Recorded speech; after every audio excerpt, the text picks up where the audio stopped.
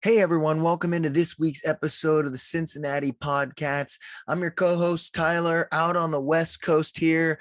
Greg's out this week, so I'm going to take this one on my own, but that's all right. We got a lot to cover. We got Cincinnati head coach controversy here potentially. We got to talk a little bit about where we are in the rankings here, and then we're going to get into a little bit of the game review and the game preview.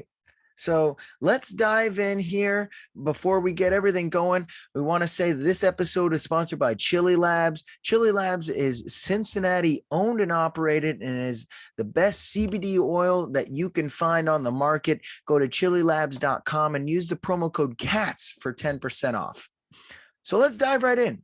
On the news of Cincinnati making the Big 12, getting in. This is a huge step. Great fandom here. We're so excited as a fan base. You know, we're doing great in football rankings and how we're going week to week here. And then we have this dropped on us. USC fires their head coach. And now who's at the top of the list of potential candidates? Luke Fickell. Little bummer, you know, you hate to hear that because you hope that this isn't true. You just don't want Fickell to leave as we're just getting the wheels off the ground of this Big 12 bus. But let me tell you guys, I really think his name is just going to continue to come up in every major opening from here on out. And that is like what Fickell said to everyone in a press conference this week is it just goes to show how hard not only him and his staff have worked, but this team, this program, this school has worked to really set a precedent of Cincinnati being elite.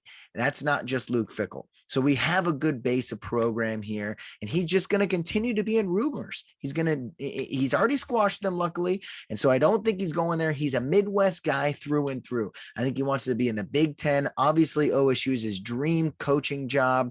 Even though he's coached there before, he was an interim coach before Urban got there. But I think that he's not going to go to the West Coast. He's not the flashy, splashy guy that they need out there.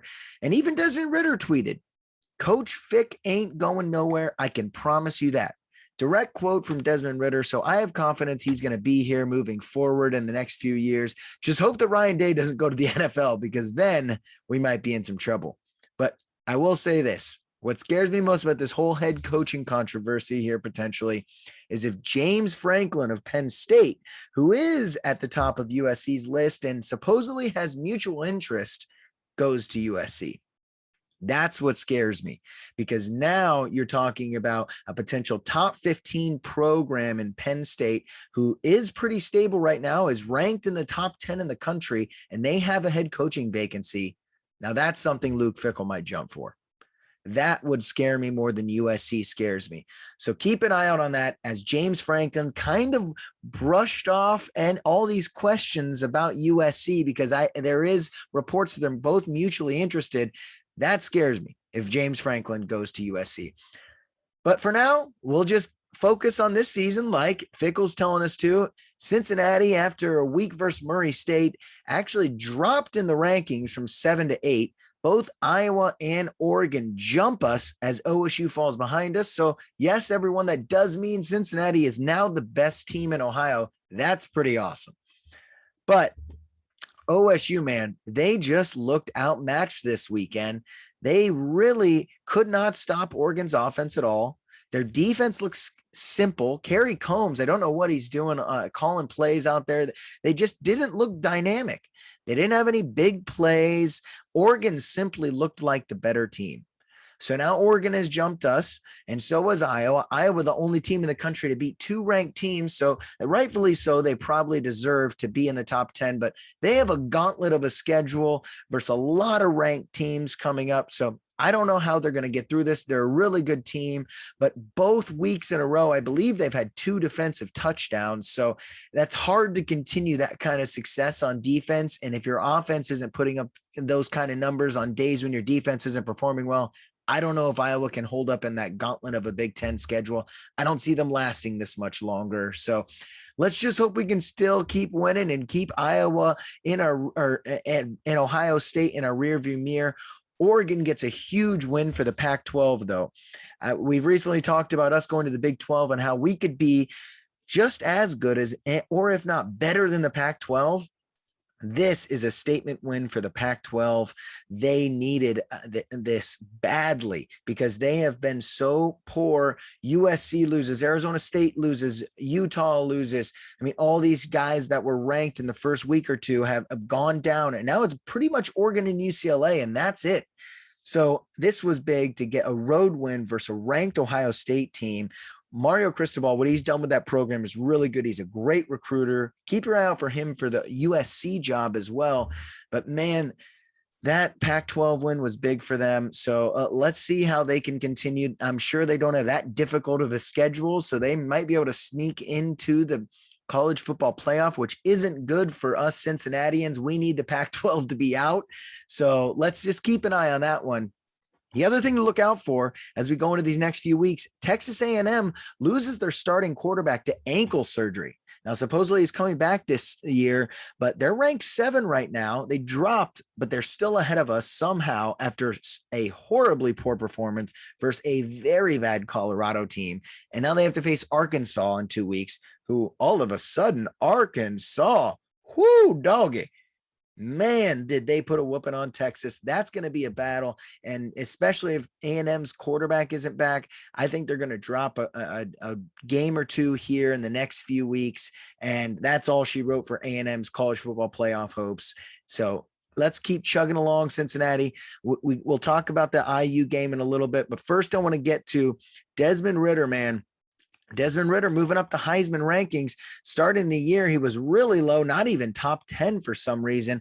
Kept preaching to you guys that this is going to be a big year for him. He could even be a potential first-round draft pick. I truly believe that.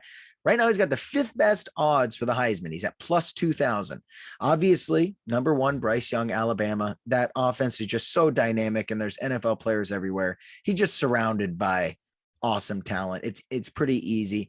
The other one, kind of shot in the dark here, Matt Corral from Ole Miss, the new QB under Lane Kiffin. You know, he's got that high-flying offense that he implemented at Alabama that they still use. So if they keep winning and he keeps throwing for 100 touchdowns a game and 1,000 yards a game like Lane Kiffin wants him to, he'll be in the discussion, but I just don't know if he's going to have the wins at the end of the year.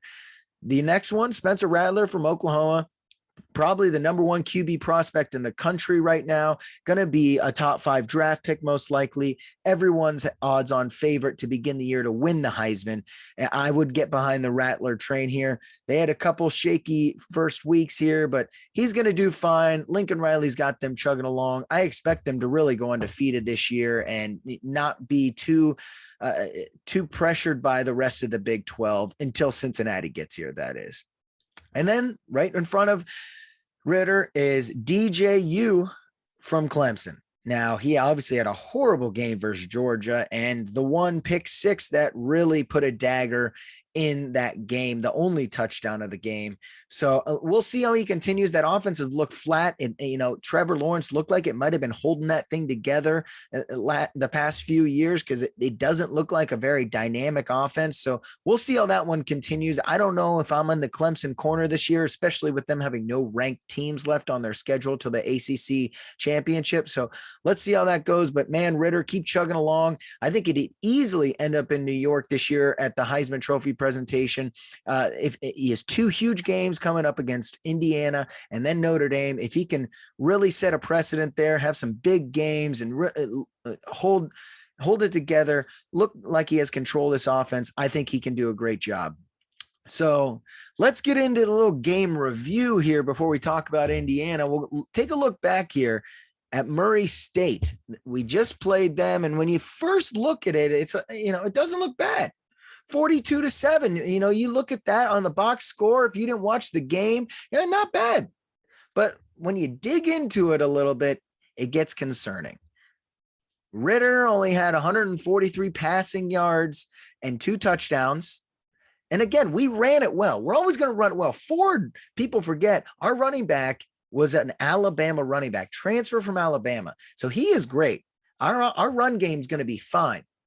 But it was 0-0 after the first quarter.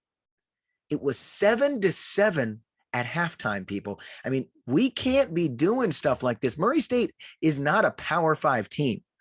We were stagnant. We came out flat. in the first quarter, if we do that versus Indiana, let alone in a half, we don't stand a chance. Not to mention Notre Dame. We cannot continue this. Now, obviously, I like how we rallied. We kept them to 0 points in the second half. They only had a total of 242 yards of offense, which is great. And I also think this comes down to Fickell and the coaching staff trying to keep things simple right now. I don't think they want to show any big plays or show any dynamic defenses at the moment, so that Indiana and Notre Dame don't have a lot of film on them. And that's probably limiting us a little bit. So, it is smart, but this is what's going to happen if you're not going to open up your playbook. They're going to come out stagnant, and you're not going to be able to be as dynamic as you should be. Now, of course, obviously our defensive backs, as usual, played amazing. 3 picks. Sauce Gardner continues to look like the best corner in America. Sorry, Derek Singletary Jr. over there in LSU. I got to go with my guy Sauce, but he's going to have a big matchup this next week. So little concerning. We came out flat. Can't do that versus IU, but I like how we rallied. 42 points is no joke, and that was 42 unanswered. So it was pretty great. No points in the second half for them, but speaking of who Sauce has to go up this next week, IU, man. We go to Bloomington, Indiana, all right, to visit IU. And at campus, I've been there before. It's really nice. They got a stadium just like us in the middle of their campus, but kind of dreary, kind of dreadful. They're no Cincinnati. They're not as eclectic, as cool, as hip. They don't have the architecture we do. IU, though, coming off a big win versus Idaho, where they put up 56 points. So I'm sure they're feeling better. But man, after that week 1 loss they had, losing 34-6 to Iowa, that was a tough one, especially for us as Cincinnati fans who were hoping they would come in ranked. They were preseason number 17. Now, this Iowa team has turned into one of the best in the country, is surprising everyone. That defense is tough, but the Indiana QB Penix threw 3 picks, only had 233 yards total.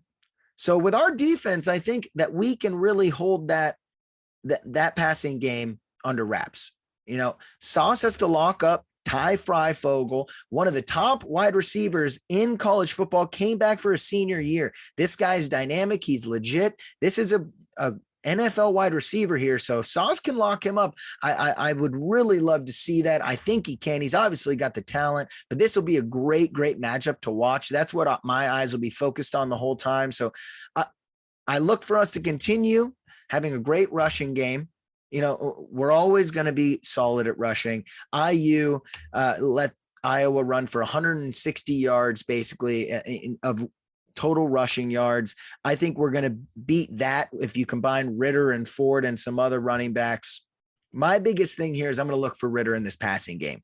I really want him to have a big statement game here, man. 4 TDs, no picks, over 300 yards, like a dominant performance, because this team isn't ranked anymore. And this is our other out of conference schedule game. We need to really show that Iowa beat them 34-6. Well, we're going to beat them 42-3. That's the kind of game we need here. And we can't come out flat. And I think the biggest thing here is I'm actually looking more towards the future. We want to win this game. And yes, Indiana will then be 1-2. That sounds bad. But if they can string some wins together, like they were preseason ranked number 17, they could be a big help to us when looking back at our schedule to get us into the playoff. If they lose to us, and then let's say they lose to OSU as well, but then they beat Penn State, and then they beat Michigan, and then they beat all the other crappy Big Ten teams, Rutgers, Purdue, they go 9-3. That's a top 25 team, and they'll be ranked at the end of the year, which will be huge for Cincinnati. And that's what we need out of this game, a statement game versus a team that can eventually be ranked. That's what we need. So I'm looking for a big one. The Sauce Freifogel matchup's going to be an awesome one. I know our defense is going to put pressure on Penix. Our rusher is going to be fine, but Ritter, big Heisman moment here. And in 2 weeks after the bye to Notre Dame, I really want Ritter to have a statement game here, our defense to show up. I'm excited for this one. I hope everyone enjoyed listening to this episode of the Cincinnati Podcats. My main man, Giggsy, will be back next week. Check us out on Spotify, Apple Podcasts, YouTube. Click the like and subscribe button, and we will talk to you soon.